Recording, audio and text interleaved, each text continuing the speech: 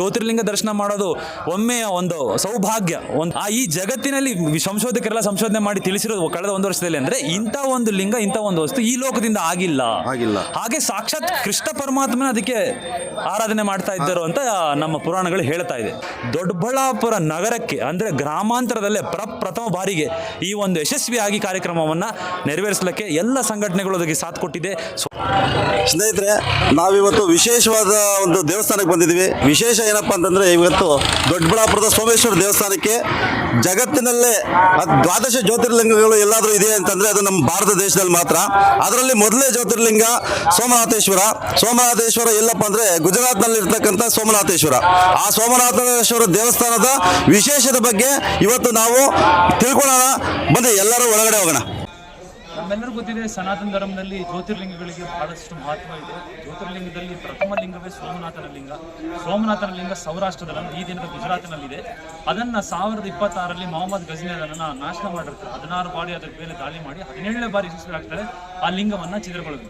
ಯಾಕೆ ಅವರು ಅದನ್ನು ಆಕರ್ಷಣೆಗೊಳಗಾಗ್ತಾರೆ ಅಂದರೆ, ಆ ಲಿಂಗ ತೇಲ್ತಿತ್ತು ಅನ್ನೋದು ಇದೆ. ವಾಯುವಿನಲ್ಲಿ ತೇಲ್ತಿತ್ತು, ಅದಕ್ಕೆ ನೆಲಕದಲ್ಲಿ ಇದಿರಲಿಲ್ಲ ಅಂತ ಇತ್ತು ಅದೊಂದು.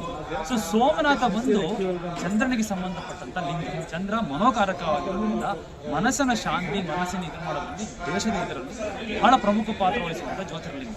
ಹಾಗೆ 12 ಜ್ಯೋತಿರ್ಲಿಂಗಗಳಲ್ಲಿ ಒಂದೊಂದು ಲಿಂಗಕ್ಕೂ ಒಂದೊಂದು ವೈಶಿಷ್ಟ್ಯತೆ ಇದೆ.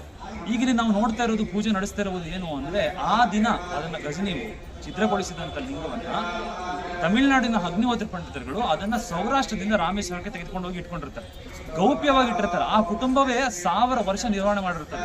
1924ರಲ್ಲಿ ಆ ಕುಟುಂಬ ಕಾಂಚಿ ಶಂಕರಾಚಾರ್ಯ ಅವ್ರ ಹತ್ರ ಕೇಳ್ತಾರೆ, ಆಗ ಏನು ಮಾಡ್ಬೇಕಿತ್ತರ ಒಂದು ವಿಚಾರ ಇದೆ ಅಂತ. ಅವ್ರು ಹೇಳ್ತಾರೆ, ಇನ್ನೂ 100 ವರ್ಷ ಇದನ್ನ ಗೌಪ್ಯವಾಗಿ ಇಡಿ ಅಂತ ಹೇಳ್ತಾರೆ. 1924ರಿಂದ 2024 100 ವರ್ಷ ಆಗುತ್ತೆ. ಅದೇ ರೀತಿ ನಾವು ನಮ್ಮ ದೇಶದಲ್ಲಿ ನೋಡಿದ್ರೆ, ರಾಮ ಮಂದಿರದ ತೀರ್ಪನ್ನ 2024ರಲ್ಲಿ ಪ್ರಕಟಣೆ ಮಾಡಿ 25ರಲ್ಲಿ ನಮ್ಮ ಪ್ರಧಾನಮಂತ್ರಿಯವರು ಅದನ್ನು ಉದ್ಘಾಟನೆ ಮಾಡಿಸಿದರು. ತದನಂತರ ಮಾರ್ಚ್ನಲ್ಲಿ ಕುಂಭಮೇಳ ನಡೀತು 2025ರಲ್ಲಿ. 144 ವರ್ಷಗಳ ನಂತರ ಕುಂಭಮೇಳ ನಮ್ಮ ಭಾರತದಲ್ಲಿ ನಡೀತಾ ಇತ್ತು. ಅದೇ ಸಮಯದಲ್ಲಿ ರಾಮ ಮಂದಿರನೂ ಆಯಿತು.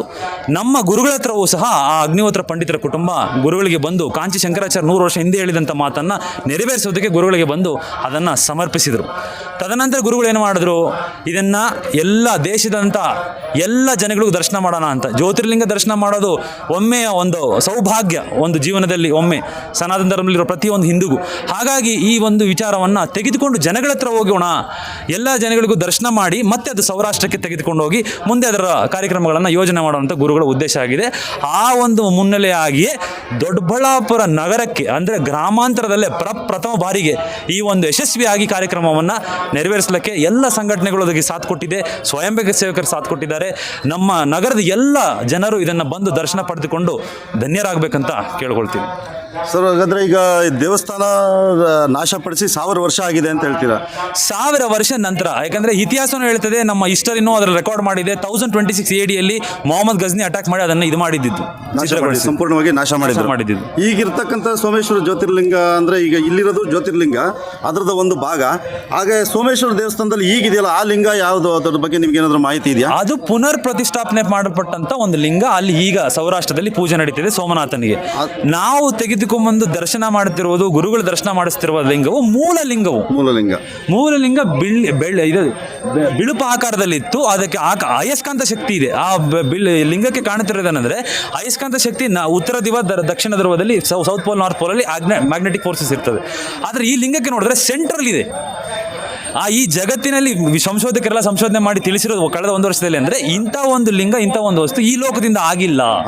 ಹಾಗೆ ಸಾಕ್ಷಾತ್ ಕೃಷ್ಣ ಪರಮಾತ್ಮನ ಅದಕ್ಕೆ ಆರಾಧನೆ ಮಾಡ್ತಾ ಇದ್ದರು ಅಂತ ನಮ್ಮ ಪುರಾಣಗಳು ಹೇಳ್ತಾ ಇದೆ.